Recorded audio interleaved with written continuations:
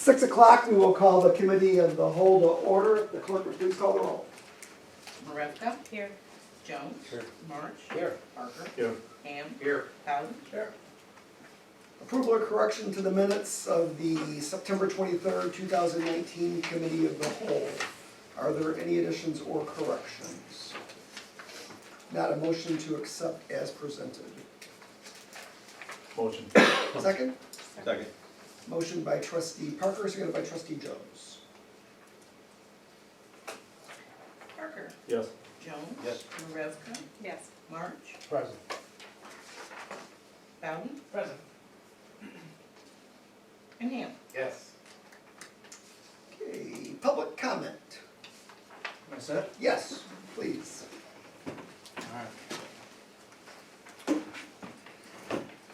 Hi, Mayor, Board, thanks for the time this evening. It's been a while since I've been here to give you an update, and I've been working a lot in University Park the last 4 months.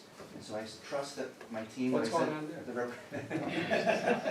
But I trust that the team that I sent provided adequate updates, and it's been helpful in the interim, so. Yep, no, communication's been very good. Good, very good. But what I want to do is give you an update tonight on what we're going to be doing moving forward to ensure that the water quality transition that we do, the water transition in Peatone goes uneventful and goes perfectly according to plan. Now I will say that the transition we planned in Peatone was very similar to what we did in Manteno and Grant Park, which had no issues and continue today not to have any issues associated with the lab or anything else. In fact, the samples we've taken here have been quite good. The lead levels are, any lead level detected is very, very low. So we want to keep that when we switch to source water. And what we had done prior to the event in University Park was we had done a study using what's called a coupon study. Okay? We had Cornwell Engineering, which is one of the leading firms that does water chemistry changes, source water changes. And they just called a coupon study where they actually take coupons of lead, put them in the Peatone water, put them in the Kankakee water, and then they kind of judge the characteristics on what do they do to that sample. Okay? That's what we did in University Park as a test. Everything was satisfactory, so we moved forward with the source water switch. We did that in Peatone as well, and it come back satisfactory, and our plan was to move forward. In light of what's transpired in University Park, we decided to do another test. This test was a little more elaborate. This was still a bench test. We took pieces of lead, actual lead service pipe from Peatone. We sent it to the lab in Virginia, and they run Peatone water through it, and then also other types of water, Kankakee water with different types of treatment to determine what would happen on that piece of lead in a small sample set. In addition to that, working with EPA, and actually as a condition of our permit to construct the pipe to come into Peatone, we're going to do a third test on Peatone water. This is going to be much more elaborate. This one here will be what's called a loop study. In a loop study, we'll talk about in this document here, actually what we do is we harvest several sections of service line pipe from homes in Peatone, and we put them inside of a trailer in big racks, and we test for a long period of time the ongoing effect of the source water change. So if this isn't something that happens immediate, then we'll see what happens over time. So this presentation that you have before you actually was conducted the other night at the Peatone Park District, and why we did it at the Park District is the source water, Peatone water today, and the new source water have to be at the same spot because the trailer cannot move. Once you build the trailer and you put all the pipe inside of it to do this study, it cannot be moved. Because any disruption in the pipe, because the pipe's usually in the ground, the service line pipe's in the ground or it's in your basement, it doesn't move, it's fixed. So any movement that takes place when we harvest it could break loose some of the protective coating inside the pipe, and it could lead to misleading results. So just like that, you can't move the trailer once it's in place. So we needed to have the source water from Peatone and the source water from Kankakee in the same spot. Well, that doesn't occur today. They're nowhere where the water's in the same spot.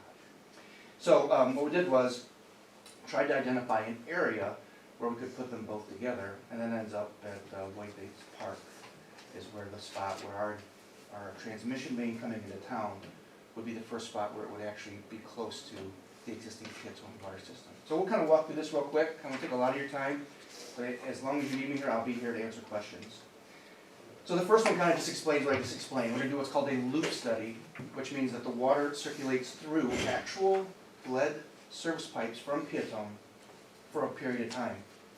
It's gonna be coordinated with EPA, okay? EPA knows exactly what we're doing for this study, and they will, at the end, once the results are received, and we report to them on which treatment method, if any, works best, we'll sign off on that. It includes portions of residential service lines harvested from existing Piatone water system. And how this kind of works is, I mentioned before, any disruption that takes place tends to dislodge protective coating in that. So what we do is we put it back in the trailer, and I'll show you in a few minutes what the rack looks like. We put these pipes all inside this trailer in order to re-stabilize them, for them to think that they're back in the ground and back in stable environment like the rest of the services in town. You have to run the Piatone water back through it for a period of time.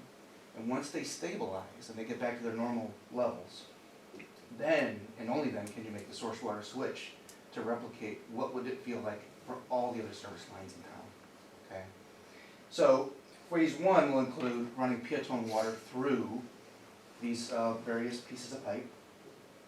And during that time in which they're being stabilized, we'll be building our pipe from Egyptian Trail to the main area where we're going to be doing this work, and constructing that pipe so we can eventually bring the Kankakee water in. And then, we will have to discharge, and that we're working with the Public Works Department. We'll have water going through each day. Once it's treated up, be discharged to the sewer.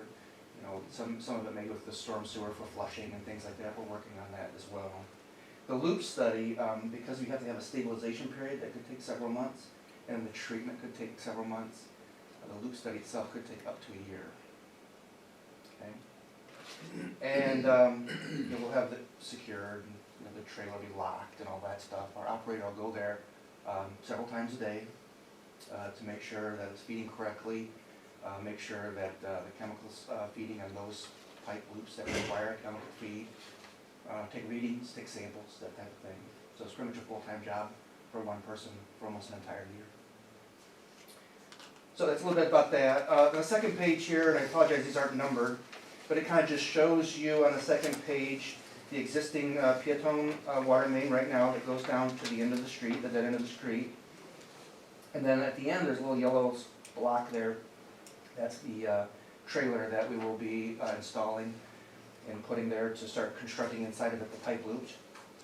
And the red line, of course, is the new water main that we're going to construct. We did receive the construction permit from IEPA to construct that portion, and that has already been staked. I was there tonight, and the engineering firm is staking it out so that they can start that construction and get it done by the end of the year. That's still the hope, is to get it done by the end of the year. We did not pursue the urban section of the construction project for this fall because it's getting too late in the year, and I definitely didn't want to have to explain to residents why we're tearing up all the streets, or officials why we're tearing up streets.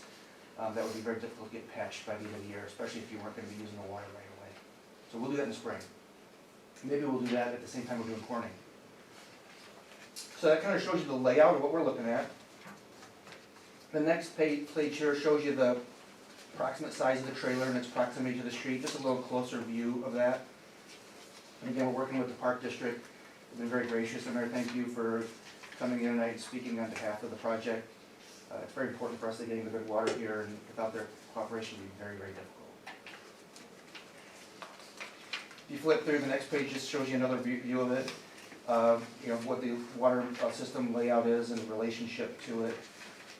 Again, it's very important that we have a good source of water, both for the stabilization period as well as the actual test, which wouldn't start to take place till after the first of the year. The trailer itself, these here are some pictures of a similar trailer, maybe the exact trailer that we're getting for this. We've acquired it.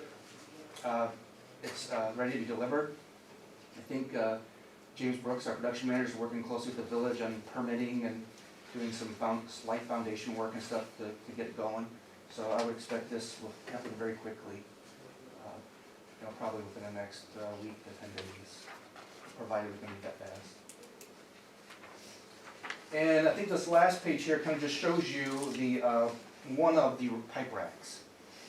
So this is kind of just the purple is the lead service lines extracted from the village, and Melissa Cahoon has already reached out to some residents strategically There's some residents that have lead service lines that she knows about that are along the route, and she's working with them to schedule to have those removed from their property. And once they're harvested, we'll replace with a new copper line into their home. It'll be completely void of any lead service line. And we can't do that for every home, or a single home in the village, but we can start out with the ones where we need to get the harvested pipe and then work towards that. But this gives you an idea what it kind of looks like, and there'll be several of these racks inside the trailer. Each rack will have its own separate type of treatment, so that they can keep track of it and test for it and see what it is. Again, you know, using no corrosion control inhibitor is what we've done in places like Bourbonnais, Kankakee, Mantino, Grant Park. We had no issues there, but nonetheless, they want us to run all the different types of treatment options so they can see what exactly works the best. I think we just got done doing lead and copper testing in our Kankakee system. Everybody on the source, Kankakee source, I think it was like 2.2 parts per million, extremely low, was the 90th percentile. So very good. Similar type numbers here in Peatone, where they have no issues. So anyway, that's a high-level look at this type of project, what's going to happen. And just to kind of reiterate the steps that we're going through to ensure that when the source water does switch, that nobody's worried about their water quality. Are there any questions? I'm sure there'll be some questions. How many houses in town do you anticipate have lead feeders like that? So she knows about, from the basic information we got from the village, I think about 30 for sure. But I think there's more than that. I mean, those are the ones that they knew about from when they did work in town, so I would say there's more than that. How many more yet, we don't know. But as we get more information, we will know. So one of the things that we do is when we go in and do service work, whether it's excavation or we do a meter exchange inside a house, we keep track of, when we go in there and we change the meter, is it lead service line coming in the foundation? And we mark that in our records, and it goes into our inventory. So as we own the system longer and we go into more homes or interact more, we'll know more about that. The other piece is that we have a policy that anytime a lead service line gets disrupted, we will replace the entire service line, not just our piece, but also the customer's piece into their home, provided they give us approval to do so. Most people would give approval to do so. But it's a new policy that we have because, you know, really, once it's disturbed, just for the same reason I just mentioned, you know, if you take it out of the ground and disturbs the coating, whether we're working on our side of the B-box or working on the customer side of the B-box, if it gets disturbed in any way and gets disturbed, it could break loose the coating anywhere inside that pipe. It's just not worth it. So, you know, it's our own thing, is we'll cover the cost. We'll replace it completely from the main all the way into the home. So my understanding is when we do Corning Avenue next year, any lead service lines along that route are gonna be replaced. They will. There's you know, over the years, you know, these pipes build up coating in them, and that's what protects. You know, there's tens of millions of lead service lines throughout this country that are quite fine because they've got the coating established. But more and more data is coming back that if it gets disturbed even a little, it could cause problems. We don't want those problems. Is there any time that the IEPA or EPA is gonna require that those service lines be changed out, no matter what? I mean, it could be the homeowner's responsibility, I'm not saying that it's gonna be, you know, either municipalities or, you know, or a private water supplier's responsibility, but are you aware of any regulation like that coming at Yeah. some point? I'm not, but I think you're right. I think that probably will happen. I think it will, because as the data keeps continue to come in that way, it's evident that they need to be replaced if they're disturbed. I mean, there's a program, or IEPA right now has these low interest loans where they're trying to encourage the replacement of those service lines. Are you able to utilize that program where? Low interest loans? Mhm. Well, we've got the financing to do it. Yeah, so I mean, I it's- think it's a program where IEPA wants to encourage the municipality to to replace them. utilize it with homeowners and, but I didn't know if it was something that you could use as a private company. We've got the same ability to tap in on water. Sewer, we're precluded from that, but on water, we are able to access those same type of funds. For sure. What's the estimated cost per home to run from the B-box into the meter in the home? I don't know, it depends on the home, depends on the length and everything else, but I think it's probably not uncommon for it to be somewhere between, $3,000 and $5,000 to do the whole thing. When you do that, do you trench that in, or do you do like the gas company, do a horizontal drilling? Yeah, it'll be a horizontal drilling. It'll be a horizontal drilling to do, replacing the pipe is one thing, the restoration can cost a lot more than that if you start digging in people's yards. So, just for one, it's a lot more efficient, there's customer satisfaction, it's a lot better to do the boring. We've actually got now, you pull it through, dig a small hole out the street, go into the house, and without even digging around the foundation, you can pull it through and have a new line in, so it's getting a lot more efficient to do it that way. So yeah, that's what we would do. What would occur that would constitute disturbing the line?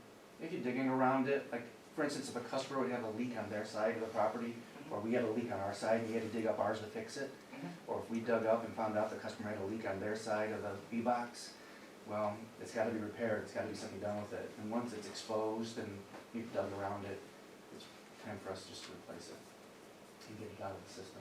But it wouldn't be like if you had a water main break out on the street, that wouldn't disturb? No, not unless the surface line was part of the break and we cut out a piece of it or something, but yeah, not unless that was the case. That's a great question, because it would only be if it actually was disturbed or moved or something. Was there a year when they made the switch from lead lines to copper? Now, 1926 is when they generally, I don't want to say banned, because people could still use it, but generally stopped using lead service line material. Now, places like Chicago still used it all the way up until even 1986, local ordinance. But most places stopped using it in the late 20s. Now, lead solder could be used all the way up until 1986. So you don't, in the older parts of almost every town you find some of that lead, but usually no older homes. So are you, the pipes that you're gonna be testing, are they just the actual lead service lines? You're not gonna be testing any of the lead solder lines at all? No, the service lines, those are the ones with the highest probability of causing these issues. Correct. Do the copper lines develop that coating over a period of time like the lead They does? do. And when you replace lead with copper, is it the same diameter, smaller? Well, it'll be bigger. It'll be bigger, probably like 1 inch. Like if we're gonna come put something in, usually put in 1 inch service lines now or everything's what we use. There's probably, unless you're in the newer part of township, not a lot of 1 inch service lines throughout town. Probably the newer portion, but anything we do now is 1 inch. Most codes require 1 inch now if you replace something too, so just kind of what we go with. I did want to mention, we went to the park board, I went to the park board meeting last Wednesday, it was last Wednesday, and there were 3 representatives from Aqua there just to present this to the park. We had met with, Amy and I had met with Craig and Jim Bellata about this, and the park district was, good enough to hold a meeting so they could entertain this proposal, and they were, very receptive and very willing, to participate, because, as they said, they're part of the community and they all live in the community, so they saw the benefit in doing this extra step, this extra loop study, so just appreciated their cooperation. And Peatone isn't the only community that has this. There's 15 other communities in Illinois that are required to do loop studies as well. Met with IEPA about it. And so I guess in one way we're a little bit fortunate because we have the ability to bring our pipe in. We've planned, we've already designed it, everything's ready to go. A lot of places aren't like that. So hopefully we can get it constructed and get the loop study going. Everything goes well and get the water here as soon as we can. But at the same time ensuring that without doubt there's no issues. Is this kind of the new standard now? I think it is new standard. I agree, yes. I think it is. Based on all this, when would we hope to see the first aqua water come through our pipes? Yeah, I think it could be up to a year. Now, I would hope it would go sooner than that. It all depends really on the stabilization period. How long does it take for that piece of pipe we take out of the ground to get back acclimated to its environment, back to normal, steady readings again? And so Melissa Cahoon, who you've met before, is in charge of the harvesting program And I said, I expect when we go out there and see the contractor working, it's like somebody digging up a dinosaur fossil with like a toothbrush, right?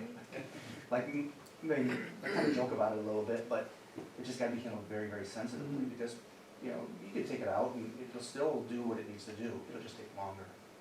It'll take longer to stabilize. So that's a very, very critical portion, so she's entrusted with that task. That should be happening again also in the next couple weeks. They're gonna have the trailer up and everything built, everything ready to go, then they'll start the harvesting, because they wanna be able to take it straight from the ground and put it straight in the rack and seal it up so it doesn't dry out and all the other stuff. It's a very, very detailed protocol and a program, and really needs to be for it to be right. Will cold weather slow you down then, if it were to get, so where you can't dig, or maybe your trailer freeze or something? Yeah, I don't think so, because we're getting to it fast enough, and it's one of the reasons why there's some urgency to getting it in and getting it going as soon as possible, is to avoid the cold weather, you know, let them do their excavating and digging in decent weather, and get the trailer up and running before things freeze. So I think there's some urgency, but it's just the 1st of November, so I think we got plenty of time. But a month from now, I'd be probably a lot more concerned about that piece of it. You know, as far as normal replacement, that wouldn't even be a factor. We can still bore, we can still do things when it's cold. But for this particular project, the time is a little bit of the essence in getting it up and running. Those are all great questions. Any more? Because of the pushback in time, our water rates will remain the same until we get. They will, per our agreement, they'll remain the same until we have the source water changed, and we won't change the source water until everybody's comfortable with it. Yep, another good question. How deep is the new water main gonna be? No, it'll be probably 5.5 or 6 feet deep. It's a big transmission main, so it'll be at least 5. Our standard is 5, so they'll be below that. And 24 inch. So if you want to check it out, there's stakes out there right now. Actually, I think it'll work out good, because we got easements from the farmers, and they're very good to work with us on that. I'd said to some folks, I'd like to get this pipe put in this year, if nothing else, because it's not a great year for farming. And I would just sure hate for it not to happen this year, and then come back next year, and then the end of the year for harvest, and we tear it all up. So besides getting it in, having this loop test now, I think just, you know, we told folks it would happen this year, and I think it needs to happen this year to kind of honor what we said. Any other questions? Good. Well, thank you, Craig. Good. All right. Appreciate it very much. Well, you know where I'm at, if you got any questions, otherwise I'll see you the next time around. All right. Thank you, I Thank you. appreciate it. Thank you. Appreciate it. Thanks, Craig. All right, item 5, Copperleaf subdivision zoning. Craig. I'm looking at you. I see that. No, we forgot to mention. Well, this was, This was from the conversation this at was the the last board conversation where Dr. March brought up the 2 big PUDs you see over there on the zoning map.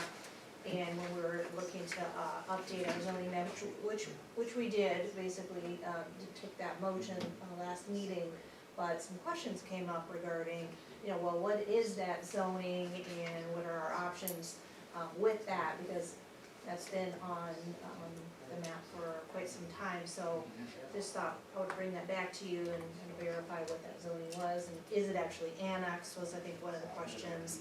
We have taken over those roads, and just did an emergency repair to one, which cost quite a bit of money, so just come back to you with an update. And so in your packet,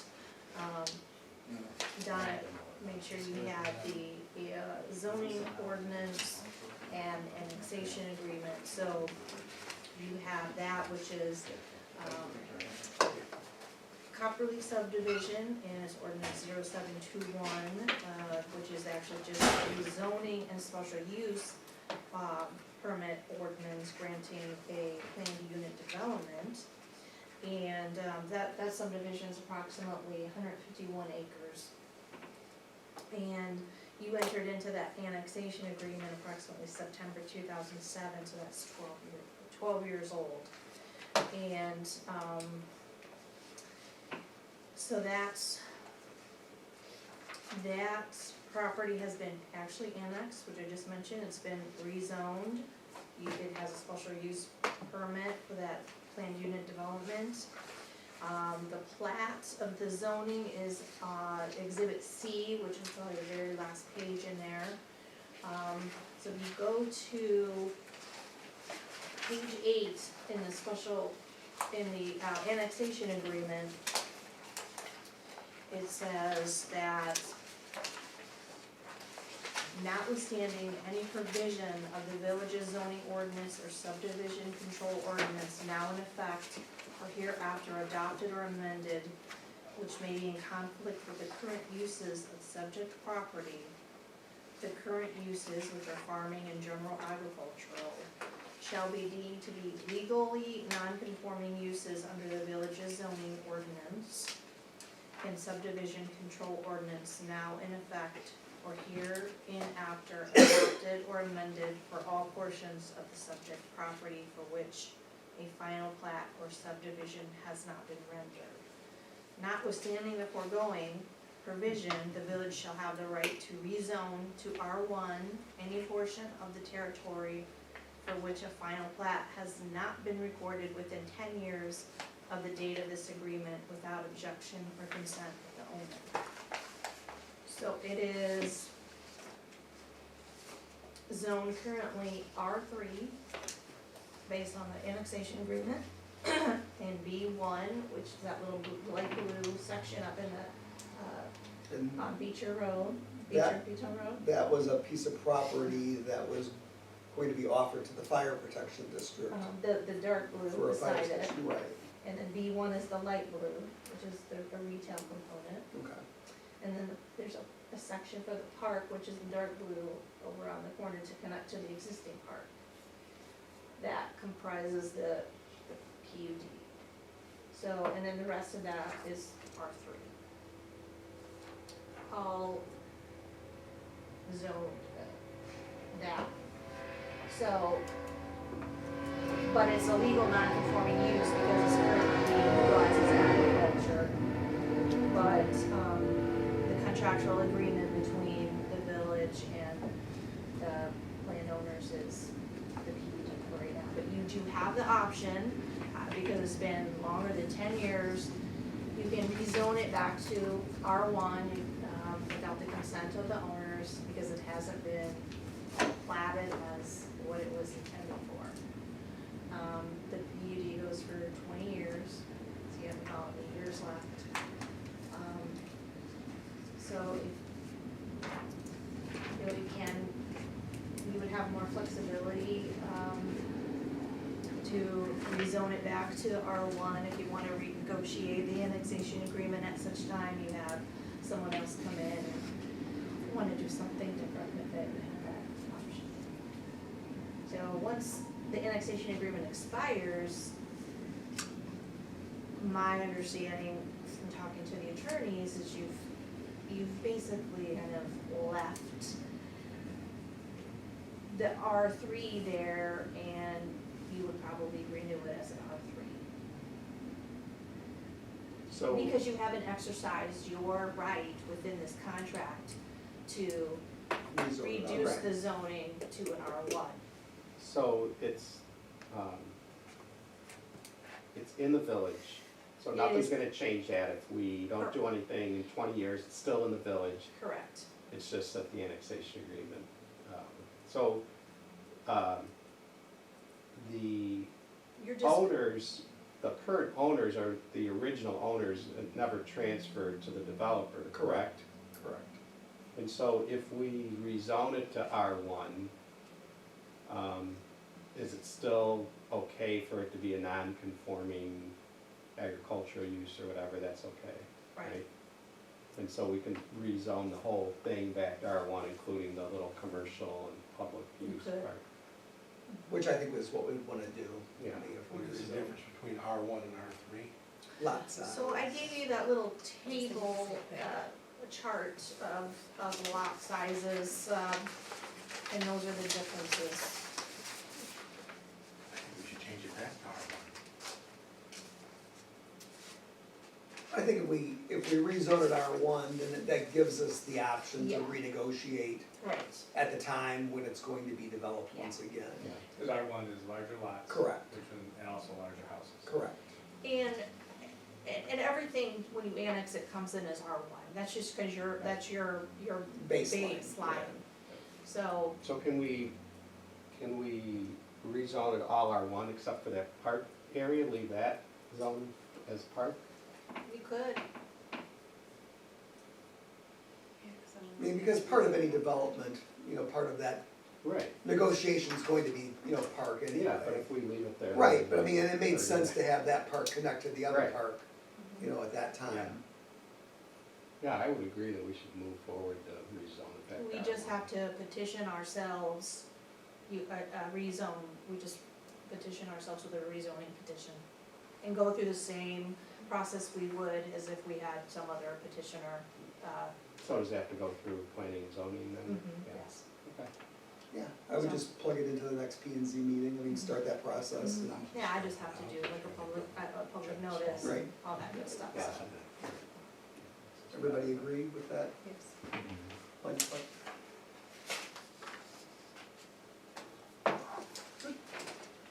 Say that again. general discussion? I had a couple of things. Yeah, go ahead, please. So, we got my computer, I'll show you a couple things. We did, if you would recall, we had a little bit of a brainstorm at the end of September, and Trustee Ham took some nice photos with some apparatus that he had, I suppose, so. It was, let's see if I can show that picture, because it was pretty.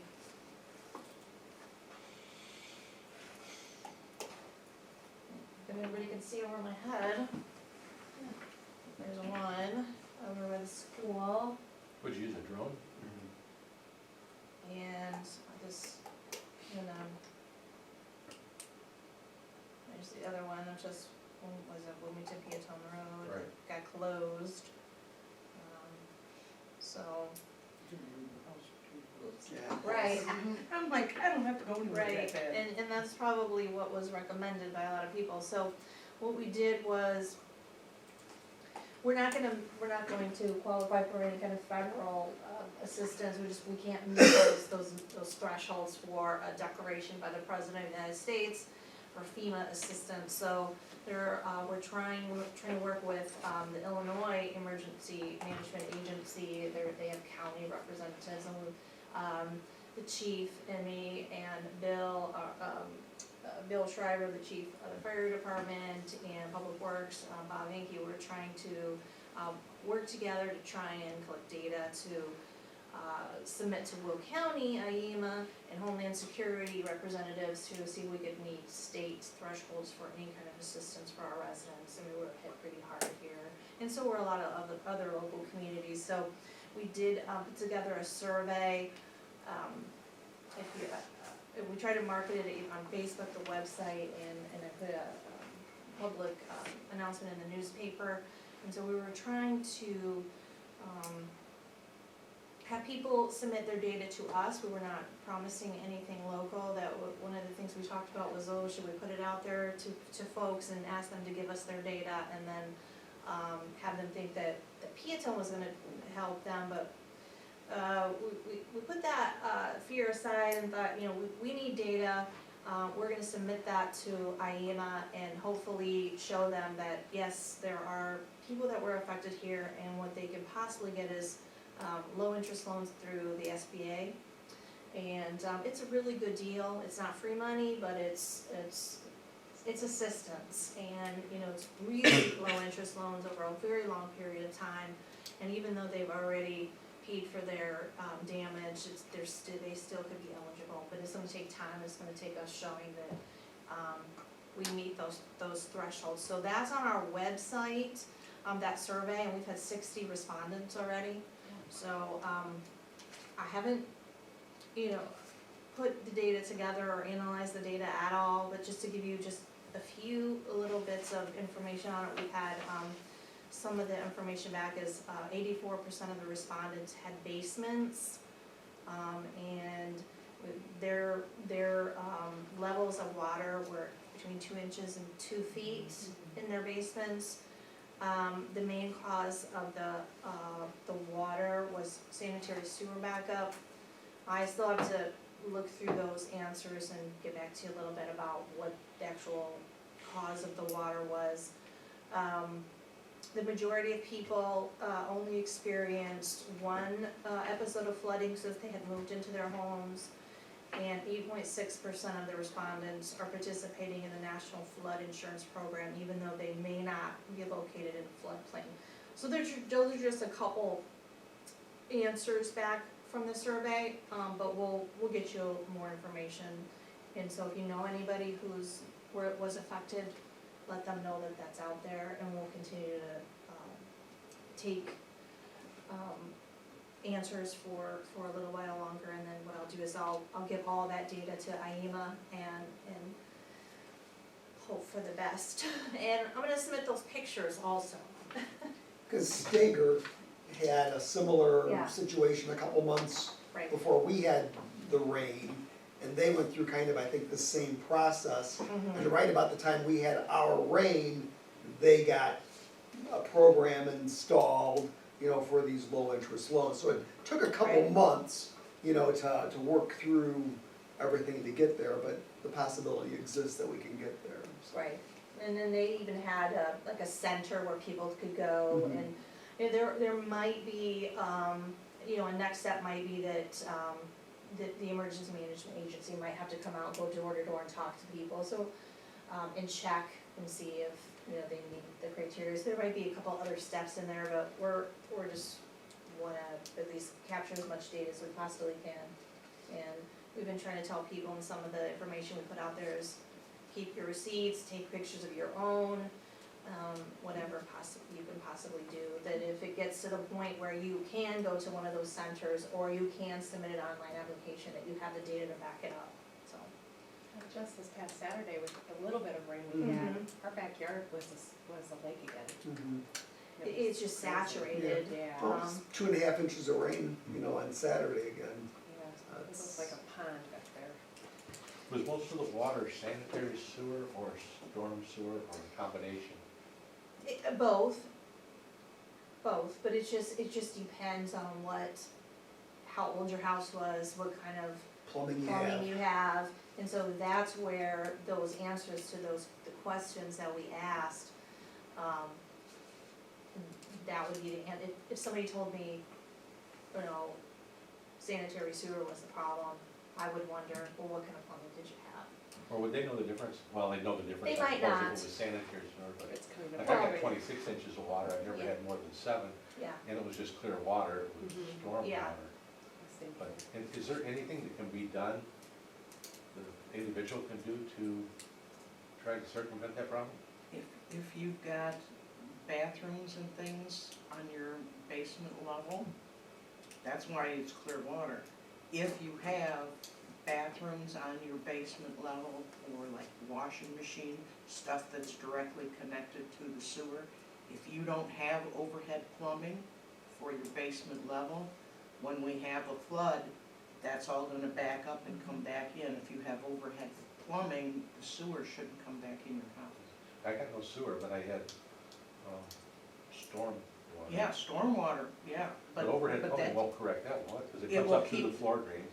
yeah, but that's clear water. It's, if your sewer plumbing isn't overhead in your basement level, if it's down under the ground, Oh, then that's gonna back up Back and you'll get the sewer in your basement.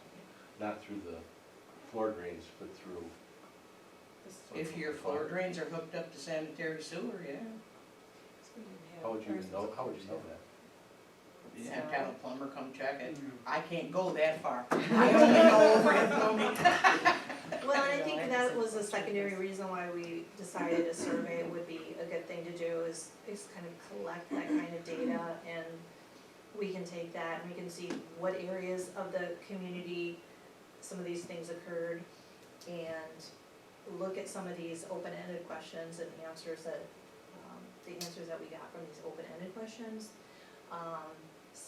Map some of these, look at them, analyze them in some depth.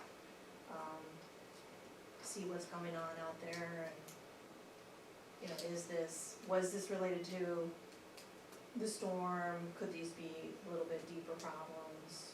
You know, is it more plumbing related versus storm? Was it a combination of both? I talked to some people that actually took water, you know, through their basement windows Yeah. because Mhm. their window drains were clogged, you know, and so then they're taking, you know, just when you get 10 inches of rain, it's a whole new world. I mean, it's, But if you remember, I don't know, 10 years ago or so, when we had those 100-year rains, and I think I got 6 inches when we had those huge things, and now 26. It just seemed very odd right. and very frustrating. Oh, yeah, no, absolutely. Absolutely. I mean, I think too, I'd like to take some of this data that we collected, bring it to the Public Works Committee meeting and kind of talk about maybe some tips, some ideas we can put out there for residents to understand the differences between some of these things. And we did ask a question, have you tried to flood-proof your home before? You know, if you have, what have you done? So, and I think we got some good information that we could possibly use for like a tip sheet, maybe we can put on the website for the future. Do some public outreach and public education on stormwater management, flooding, and some for the future. So maybe it's a committee topic we can talk about and see how we can do some outreach.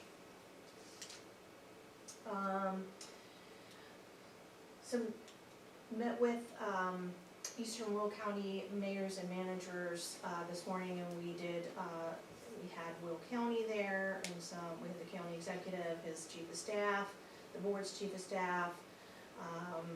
We had Will County governmental lead there, and the topic was east-west truck traffic and freight movement. This is huge for us, and it just kind of goes back to, you know, us personally too and individually, but we're looking at from a bigger perspective, a regional perspective, but it comes down to, you know, us individually and what our needs are. But I just wanted to give you an update on that because, you know, our goal as we move to grow and develop and have the truck stop coming to 57, some of our residents concerned with that, what that's gonna do locally. We are trying to address that on a regional level, but on a local level too. And I gave you a map, didn't give it to myself.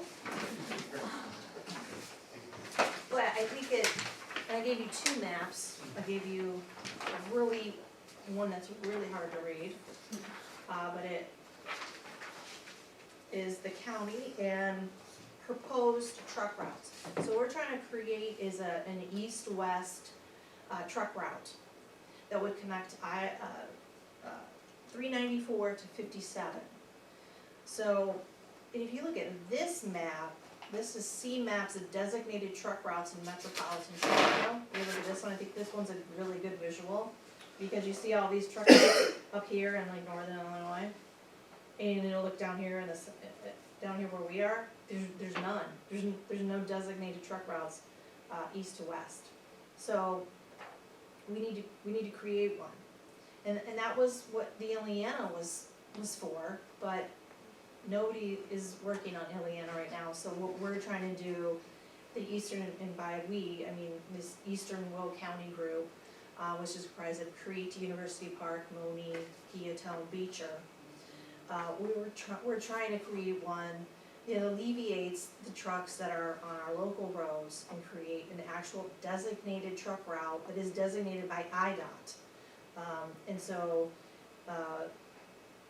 even there's nothing here. So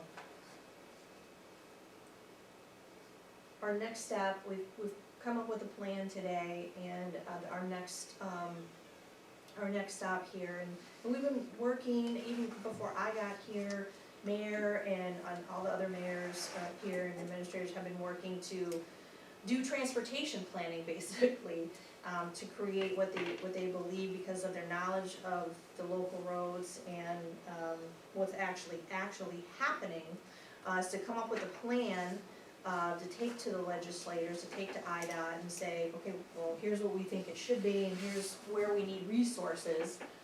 And all this comes into play with the resources that have been allocated to the new interchange for the proposed airport, and how maybe some of those resources need to be reallocated towards this east-west route.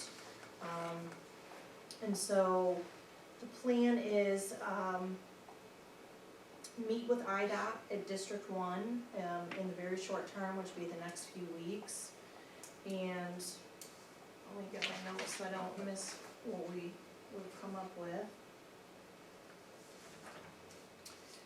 We want to meet with them, we want to ask them to do a feasibility study to see if that would be, that route would be appropriate in the route that we've chosen, which has been talked about over a long period of time. You can see that on this particular, oh, there's minutes. See it on this route would be Crete-Money Road, some of which exists and some of which doesn't, so we need to be, some of the roads will need to be built. A bypass around Monique. We're saying we are a proponent of a new 57 interchange, because that would help alleviate some of the truck traffic on Wilmington Peatone Road. So we would like that to happen, but we would also like some of those resources to go to the study, the feasibility study. We would like 394 connected to 57, and we would like a feasibility study done. And some of that 162 million that you heard that was in the capital bill, we would like for some of that money to be used for that feasibility study. So we would also like some of those funds to be used to improve interchanges like the one in Moni that exists already and the one in Peatone that exists now and need improvements. Right now, and I've got up on the screen behind me, IDOT's truck routes that exist currently. And my mouse doesn't want to work right now. We have a village board meeting in a CFW. There, go away. So, these are the truck routes that exist right now. I've just put in Peatone, so you can see, here's Peatone. This is the class 1, local.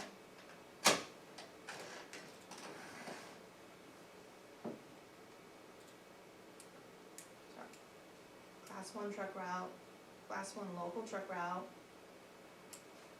class 1 truck route. This is the class 2 truck route. And you notice there's no truck route here on 50. And there's one up here at 50. So between Moni and Peatone, 50 is not a truck route. And that's good. But they're talking about maybe opening some of 50 up as a truck route. So that's something that we'll have to talk about and figure out where between there would we want. And the 57 interchange would be at Offner, the new one. So. So even though it's called the Eagle Lake? Yeah, it's wrong. Interchange? That's wrong. That's wrong. That's wrong in the legislation. It's actually Offner. Off the road. Yeah. And the other thing we're a proponent of is connecting the 57, the new 57 interchange to 50. And that's why they're talking about opening a little bit of 50 up as a truck route. What we want to avoid and what Moni wants to avoid is opening too much of it up so that they don't try to avoid scales and take 50 all the way through Peatone. Going further south Does Yeah. 50 become a truck route again? Yeah, it does. Class 2. Oops. Get your glasses out. It does, south of Wilmington Road, it becomes a truck route. Yeah. So Right there. was there any discussion Right there. about, this is great for traffic coming from the north to try Yeah. to go, but what about traffic coming from I-65 that Mhm. cuts across the county line road and goes through Peatone? I mean, is there any discussion about an east-west road on the southern end? No. Hopefully, I would There was try a to little, bring that up. yeah, there was a little bit, 'cause, Bob Barber brought that up a little bit. If you're from Indiana, you're not gonna go up to Crete No. to come over, No, like to get into the airport. right. That is a lacking in the discussion, nobody's really talking about that. They did talk about adding an alternate route on just Eagle Lake Road coming, it's lacking in the discussion, Dr. March, to be honest with you. I think that, hopefully you'll bring that up, because, that's Yeah. the biggest, as far as impact on Peatone, is the trucks going out to the intermodal in Elwood, Yeah, going, coming from. And it's been brought up, it's been talked about, but there's been no Right. Somebody's gotta get on it. recommendation as far as Yeah, a route down that direction. Yeah. All the focus has been yeah, further north at this point in time, but we'll Yeah. continue to, yeah. keep at 'em. yeah. Anything else on that, Amy? That's all I have. We're gonna just continue to, Before we finish committee of the whole, yes. I just got something real quick. Go ahead. Trees, unfortunately with the storms and stuff that we've had this year, our budget for new trees was impacted, so we're probably only gonna be able to do maybe 5 to 7 trees, and we're actually just, people have requested where they've lost ash trees, and so we're just gonna try to take care of those this fall, and then hopefully next year, move forward with more of our systematic plantings, so. That's all I had on that, and then I know I missed a meeting or two, have we talked about the Public Works building lately? What's going on? That's one of the things that we're gonna talk about Oh. tonight with Bob. Bob's here. Perfect timing. So we'll talk about that in the regular board meeting. Okay, perfect. I get one more quick. Go ahead. For Public Works, we need to go over and drive down the stakes that hold the parking blocks on Railroad Street between the Legion and, they're sticking up. A guy tipped the front of his truck off the other day, we were caught, and if an old person fell, or anybody fell, but like fish rides and stuff, Right. you'd impale yourselves on those rods sticking up, so just go through there with sled, take about 30 minutes and get back down. Got that, Bob? Write it down. All right, good. This is a resolution that I just passed out that Crete is actually going to adopt tonight. I guess they're got a little bit of a push going to revitalize Balmoral Racetrack, and they've got some legislation going downstate. So what they're looking for is, some support, from the surrounding communities, and Will County is going to they're gonna give them a letter of support. give them a letter of support. Mhm. I know the other communities are gonna talk about it, Yes. so it's just something that, trying to get a kind of a consensus or a poll of the board, if you have any objection, any thoughts on that, as far as giving our support, a letter of support to, Do they have a possibility of getting a casino? well, it's all part of that horse track, racino, type structure. There's a possibility. Because first it was gonna go in Tinley, right? But then they Right. just said that's not gonna happen. It's not gonna happen, Madison my seems to be the understanding. hot number, doesn't it? right Yeah, now? but I think, Amy, you said there was another possibility of another license, is what they were saying, or? Right, so there is one license through the state that's gonna go in the Southland.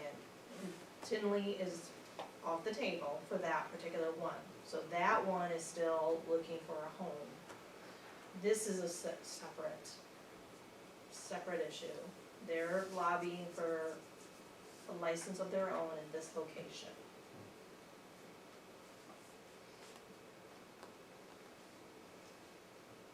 To me, that right now, it's kind of empty, nothing going on there. You know, if it becomes vital again, I think that it's only gonna help the area as far as traffic and money being spent, and money coming to the surrounding areas. Especially with our hotel.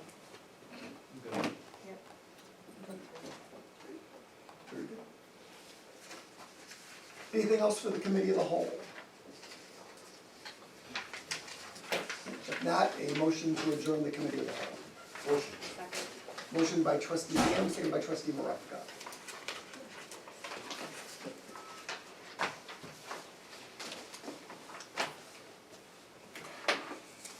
Ham, Yes. Marevka? Yes. Jones, Yes. March, Yes. Bowden, Yes. and Hunt. Yes. Committee of the whole is adjourned.